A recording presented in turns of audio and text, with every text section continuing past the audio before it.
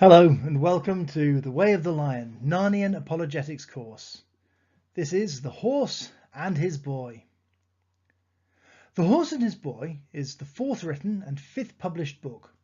It tells the story from the golden age of Pevensey rule, after the main events of The Lion, the Witch and the Wardrobe, and before the children returned through the wardrobe to England. It is one of the least well known of the chronicles, and one of the most frequently criticised. For example, Rowan Williams in The Lion's World, A Journey into the Heart of Narnia, states that certain passages are uncomfortable to say the least. I argue that much of the criticism seems to favour postmodern political correctness over an objective study of the issues at hand. This is the book which originally led to my hypothesis. While listening to it on audiobook, I began to notice striking similarities between the main characters and their culture and the person and culture of Muhammad, the Prophet of Islam. I noticed that almost no one else had made the connection, so I started to dig. Our learning aims for this video are to gain an entry-level understanding of a range of other religious worldviews, to compare and contrast them with Christianity, and to consider how to witness to these groups. This will be a broad brushstrokes approach rather than an exhaustive study. I hope to provide a starting point for those with an interest to start their own adventure, and also to educate the rest of us just enough to break the religious illiteracy that pervades our culture.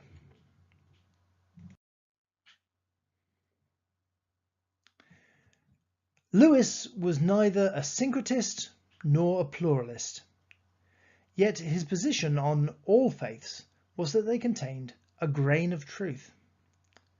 This is where they most closely mirrored Christianity. In Mere Christianity, Book 2, Chapter 1, The Rival Conceptions of God, he wrote, I quote, "When I was an atheist, I had to try to persuade myself that most of the human race have always been wrong about the question that mattered to them most. When I became a Christian, I was able to take a more liberal view. But of course, being a Christian does mean thinking that where Christianity differs from other religions, Christianity is right and they are wrong." End quote. Lewis loved pagan myths from Northern Europe, especially the Ring of the Nibelung. He talks about it a lot in Surprised by Joy.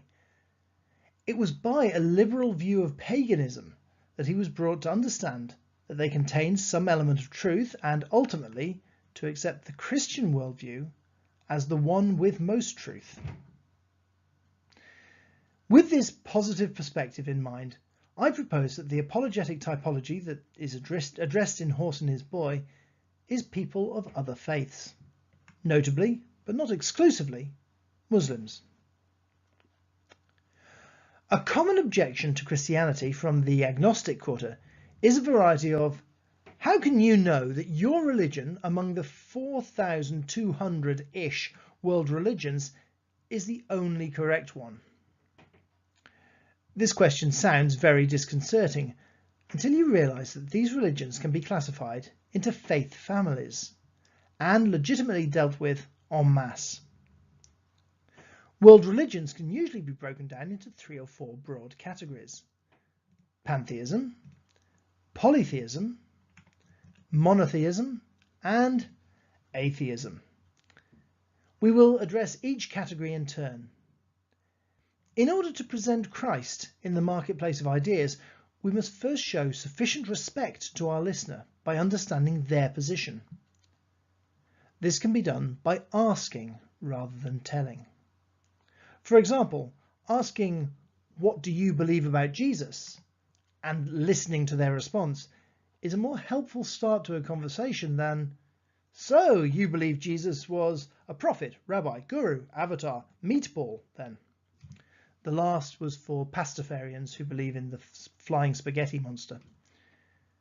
What follows in this video is a framework within which to understand the answers to the questions you ask. So let's start with pantheism. Pantheism is that God, theos, is everything, pan, and that everything is God. This is a prevalent belief in African and Aborigine animistic tribal religions. Buddhism also has elements of this with their oft-repeated claim that everything is Brahmin. It has made its way into British culture with the rise of New Age thought and spiritualist churches.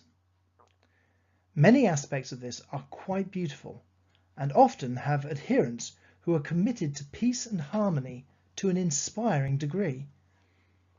As Christians, we should revere and seek to emulate this element, since it is also a visible and scripturally mandated attitude. Blessed are the peacemakers. However, it frequently includes ancestor worship and communication with other spirits, something absolutely forbidden in Scripture, with good reason. Demonic influence can be found when humans seek unauthorized and forbidden passage to the spiritual domain. Christianity can offer direct access to the highest good or Great Spirit without the need for intermediaries, thanks to the person and work of Jesus Christ. It is also logically incoherent. If God is everything, then what happens in a fight or accident? One part of God hits another part of God, causing pain, damage and distress to various other parts of God.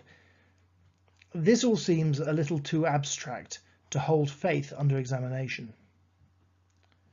Christianity, as was discussed in the Lion, the Witch and the Wardrobe portion of this series, is a logically robust system of thought and faith. It also becomes troubling at the point of creation, since God would have had to create himself with the rest of the universe, and is contingent on it to exist.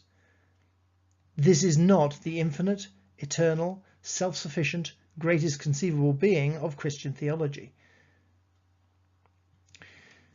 This area represents a weak point in my central argument, since I can't find any reference to pantheism in Horse and His Boy. It is, however, still a useful thing to be aware of when doing apologetics on the front line. Polytheism is belief in many, gods, theos. Many ancient cultures held this idea, including Romans, Greeks, Egyptians, and Norse Vikings. We're doubtless familiar with some of their gods: Jupiter, Ares, Ra, Thor, for example. Modern religions which retain this structure include Hinduism, though some Hindus will tell you that they are either pantheistic or monotheist. The majority will recognize it as polytheism. It is a very pictorial way to explain the world as we know it. It is replete with wonderful tales of heroes, gods, demigods, and monsters. It appeals to the storyteller in us, in the same way that Jesus' parables do. It also compartmentalizes the world, so there is a god for rain, a god for sun, often the sun himself, a god for the sea, a god for the sky, a god for chickens, a god for lost things, etc. Early Catholic missionaries may have drawn on this idea and attributed it to various saints, like St. Barbara, the saint for storms and gunpowder.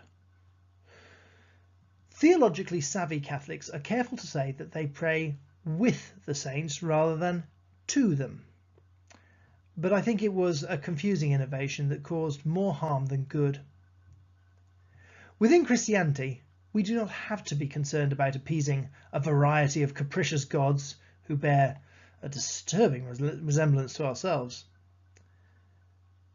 complete with our negative attributes. Instead, we serve one perfect God who demands nothing from us but love, and has done all for us through love. Paul encountered polytheism in Athens, where he saw the statue to the unknown god, erected just in case they had left one out. His response was to declare to them the nature and character of this unknown God, and made known to them Jesus. We don't have to be afraid of leaving out a God, hungry for our sacrifice, because we have a Heavenly Father who is imaginatively satisfying, as well as being real. Lewis pictures this in Calormene culture by the multiple idols in Tashbaan and various implications to the gods. This is a point of divergence with Muslims, who are fiercely monotheistic. It is not, however, contrary to early Islam, which originally incorporated Allah's wife, Alat, and his two daughters, Alusa and Manat. These were later claimed to be revelations from Satan and are commonly known as the Satanic Verses, but are upheld by Islam's most authoritative sources. The greatest challenge that I know of to polytheism, such as Mormonism, is the concept of God as infinite, that is, beyond time and space, beyond knowledge, beyond goodness, and holding all these things in unity. There cannot be more than one being that can claim these things, since one would be more powerful than the other, leading to competition and strife, as we find in the tales of the various pantheons of the ancient world.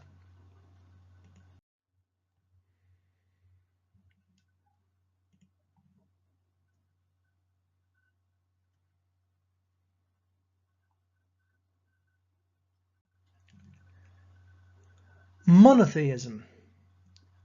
Monotheism is probably the most familiar type of religion, since it includes the largest groups, Christianity and Islam. Both claim to be the successor of the original monotheism, Judaism.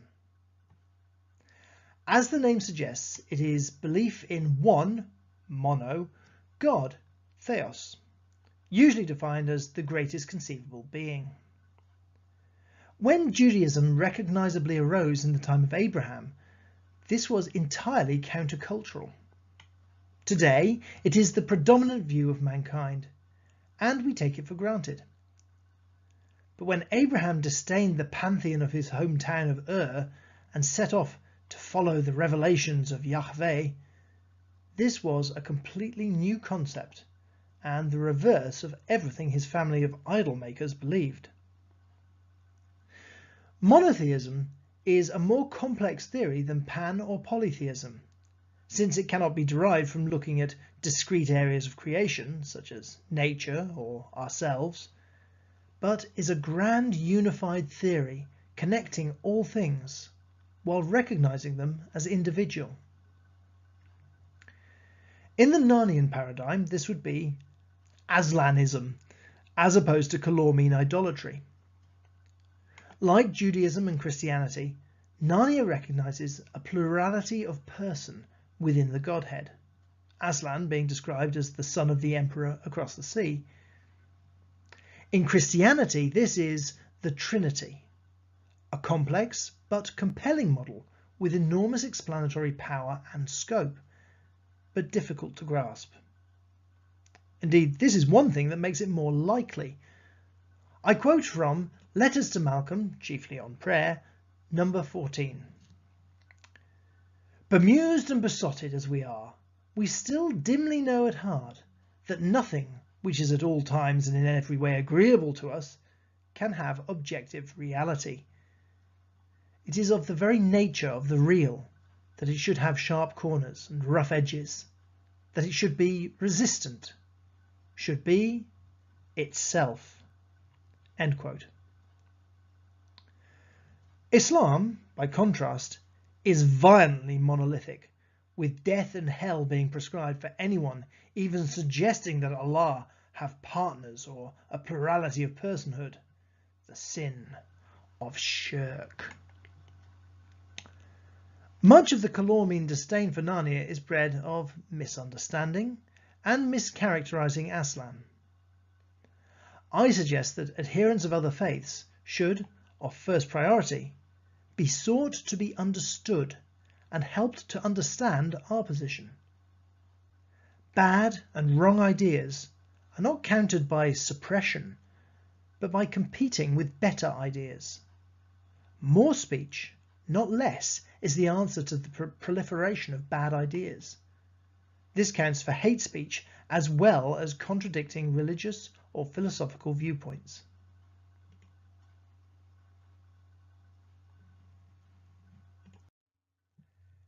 Atheism. Atheism is the belief that there is no God, theos. Lewis says of naturalistic atheism in Mere Christianity, Book 1, Chapter 4, What Lies Behind the Law, please do not think that one of these views was held a long time ago and that the other has gradually taken its place. Wherever there have been thinking men, both views turn up. End quote. In The Last Battle we see a reformed Calormene religion, which is technically monotheistic, but functionally atheistic. But that is over 1,000 years, Narnian years away, and 3 books away. Though there are some atheistic religions, such as certain forms of Buddhism, it is a position which is most visible as a negative force countering the positive claim of God's existence. Older atheists, such as Sartre and Camus, genuinely wrestled with the implications of their faith and recognized it as such. Though I disagree with their conclusions, I find myself admiring their tenacity and honesty in dealing with difficult thoughts. There is a new crop of atheists who, unimaginatively, call themselves the New Atheists. They include Dawkins, Hitchens, Harris and Dennett, and their main point of differentiation is their shallowness of thought. Though they each have personal qualities to admire, Dawkins is a good scientist and Hitchens had a wonderful turn of phrase, their thoughts about God are facile at best. Sadly, they accrued a celebrity following, particularly online, of people who desperately want to disbelieve in God and were not equipped to think it through carefully. Though their celebrity status has waned of late, their thoughts are repeated ad nauseum by internet trolls. In the next book, The Magician's Nephew, we will discuss this in greater detail. But for now it is enough to say that atheism is a position with no evidence to support it. Even if the evidence for Christianity is considered by them to be weak, at least there is some evidence.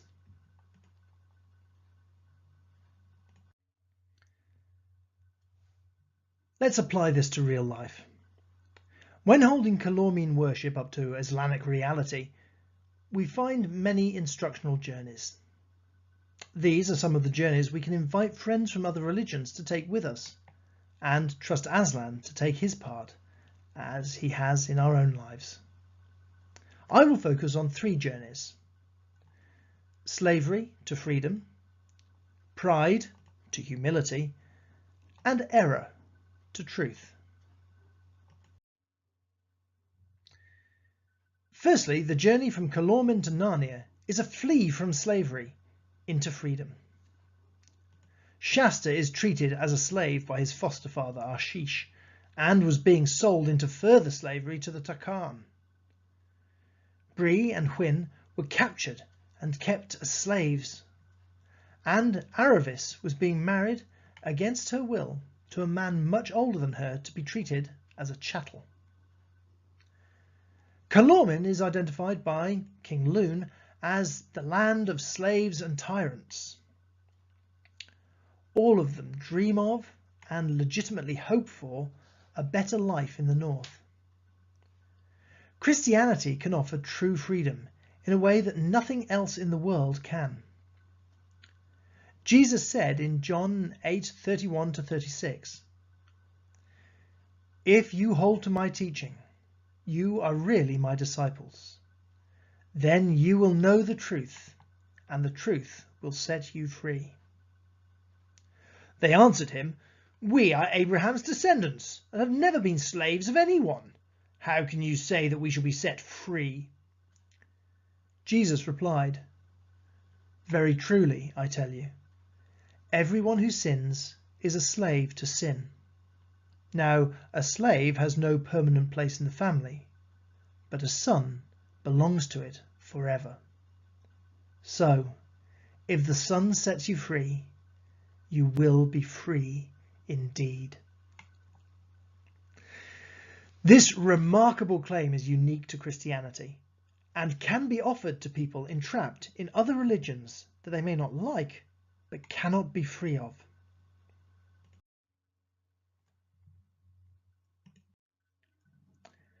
Pride and humility, including false humility, is a recurring theme in the book.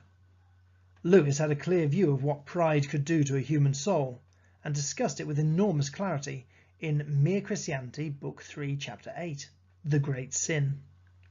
I quote, "According to Christian teachers, the essential vice, the utmost evil, is pride.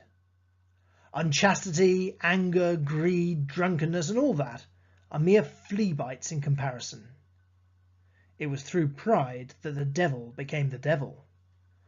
Pride leads to every other vice. It is the complete anti-God state of mind." End quote. Calormene society seems to reek of pride, from the design of Tashbaan, its caste system, to the hierarchy of beasts.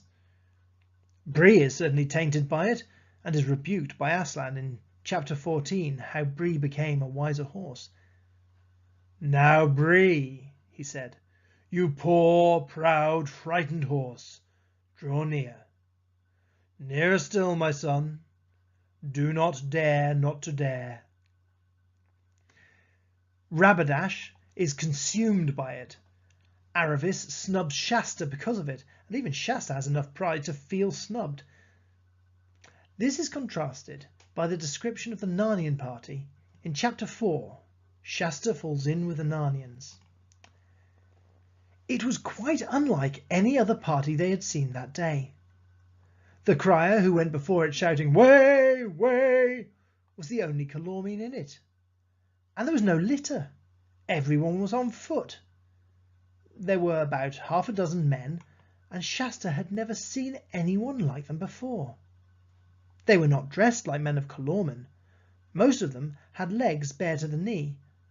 Their tunics were of fine, bright, hardy colours, woodland green, or gay yellow, or fresh blue. Instead of turbans, they wore steel or silver caps, some of them set with jewels, and one with little wings on each side of it. A few were bareheaded, and instead of being grave and mysterious like most Calormens, they walked with a swing and let their arms and shoulders free, and chatted and laughed. One was whistling. You could see that they were ready to be friends with anyone who was friendly, and didn't give a fig for anyone who wasn't. Shasta thought he had never seen anything so lovely in his life. This marries with Lewis's description of humility in Mere Christianity, same chapter as before. I quote, "Do not imagine that if you meet a really humble man, he will be what most people call humble nowadays. He will not be a sort of greasy, smarmy person who is always telling you that he is nobody. Probably all you will think about him is that he seemed a cheerful, intelligent chap who took a real interest in what you said to him. If you do dislike him, it will be because you feel a little envious of anyone who seems to enjoy life so easily. He will not be thinking about humility. He will not be thinking about himself at all." When standing before God, it is easy to feel true humility, as Hwin expresses when she literally offers her life to Aslan. When we do not think about ourselves at all, we may find ourselves brave enough to go against our culture and stand up to attacking lions. For an adherent of another faith to meet a humble Christian, this type can be like a breath of fresh air or a drink of cool, living water, and something which will recommend learning what it is to be in the presence of the great lion.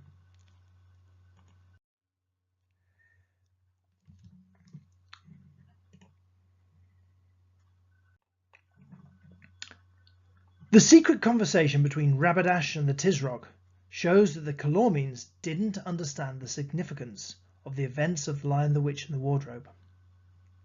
I quote from chapter 8 in the House of the Tisrog.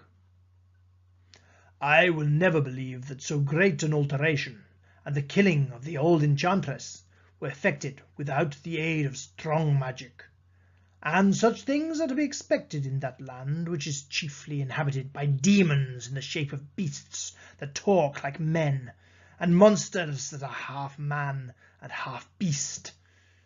It is commonly reported that the High King of Narnia, whom may the gods utterly reject, is supported by a demon of hideous aspect and irresistible magnificence, who appears in the shape of a lion."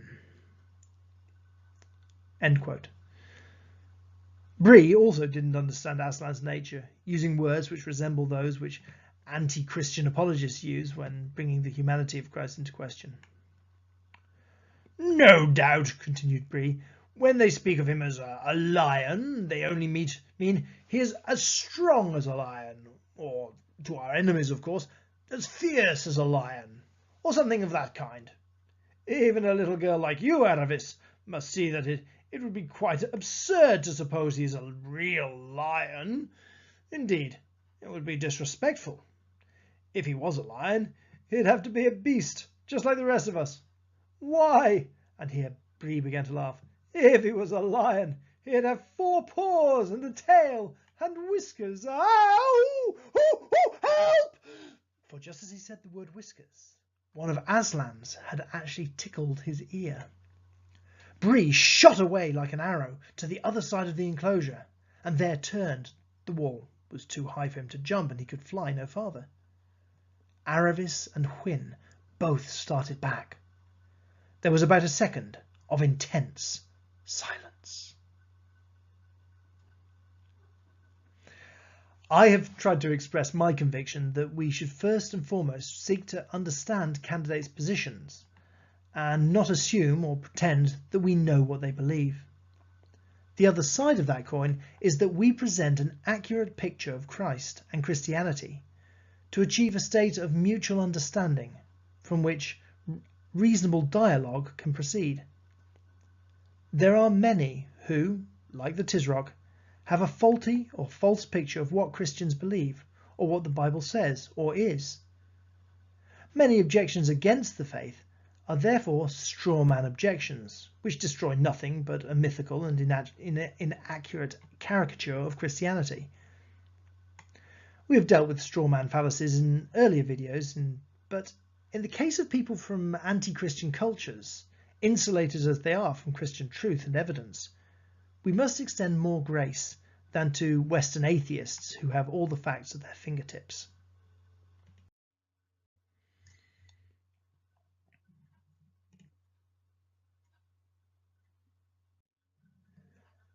Finally, we should address the dividing line between all religious positions, namely the person of Jesus Christ. He is recognized by most world religions in different ways. This is at once a rock of stumbling and an open door to evangelism. He provides us both with a starting point, an alpha if you will, and also a final destination, or omega. What all worldviews agree on is that Jesus was a force for good, that he came from the source of all good, where that is a category, and that he lived a miraculous life, where that is a category. Pantheistic Buddhists recognize him as an enlightened one. Polytheistic Hindus recognize him as an avatar, that is, an incarnation of a deity. Monotheistic Muslims recognize him as a prophet, and the Jews as a rabbi. Even atheists recognize him as a great moral teacher.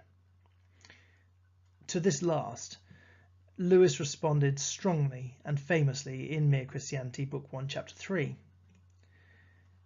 You can shut him up for a fool, you can spit at him and kill him as a demon, or you can fall at his feet and call him Lord and God. But let us not come with any patronizing nonsense about his being a great human teacher. He has not left that open to us, he did not intend to. The historical case for Christ is so strong, and the philosophical explanation for the established events so compelling, that Jesus can serve as a great common ground to start a discussion with a person of any faith. We can demonstrate that Jesus lived a remarkable life, accompanying remarkable teachings, that he died on a cross and was buried.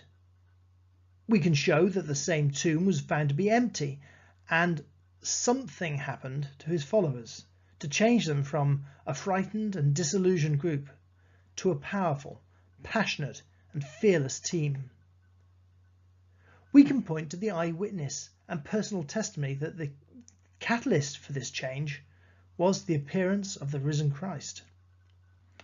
We can point to the examples of Paul and James, who stood against Jesus, only to reverse their stance at great personal cost to lead whole communities to know him.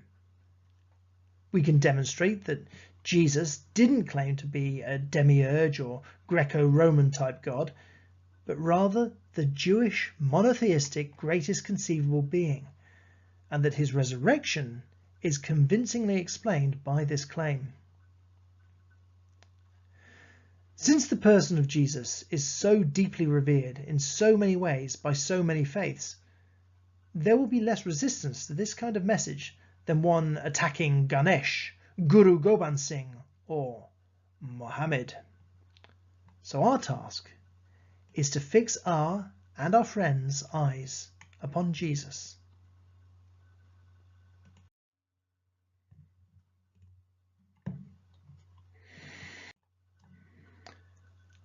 Now it's your turn. I'm going to put 5 doctrines on the screen and the 4 religious worldview structures.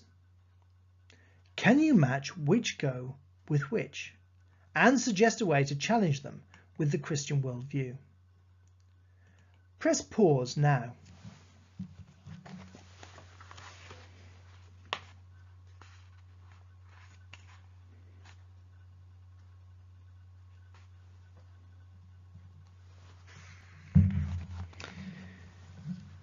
There are many different gods to appease. This is, of course, a polytheistic claim ending in slavery and fear. I suggest reasoning with them that there is only one God, and he has already been appeased by the sacrifice of Jesus Christ on your behalf. We are all God. This is a pantheistic claim which looks good on the surface, but doesn't stand to deep probing. God is distinct from us, which is how we can sin against him, and why he can accept us back to himself. God cannot sin, and we cannot forgive sin against him. God is nature. This is pantheism sounding nice again. Nature certainly reflects God, but he is so much more than just his creation. We rely on him. He is not contingent on us. God is a story to make people be good. Atheism tells this story against all the evidence to the contrary. The stories about God are backed up by solid evidence and make philosophical sense. The evidence against God does not exist. Jesus was or is a great man, but not God. This is a variation of the Judeo-Muslim claim, which has been adopted by atheists who realize history is against the myth hypothesis. A man who claimed to forgive sins, to be the resurrection and the life, and the Alpha and the Omega, was either insane, a gross con man, or telling the truth. The first 2 options would preclude him being a great man, but since the evidence deters us from them, it seems quite clear that he was telling the truth and was and is God. Our learning aims for this video were to gain an entry-level understanding of a range of other religious worldviews, which I tried to give you in the categories of pan, poly, mono, and atheism. to compare and contrast them with Christianity, which I tried to do in each section, to consider how to witness to these groups, which I suggested in terms of 3 journeys: from slavery to freedom, pride to humility, and error to truth, and also by fixing our eyes upon Jesus. I hope you have enjoyed this journey with me and that we have met these aims together. If we have, then please consider liking this video. If you would like to see more Way of the Lion content, then please subscribe to my channel and hit the bell icon to be notified when I post part 2. Next time, we will discuss Islam in more detail. Until then, may Aslan be our true guide.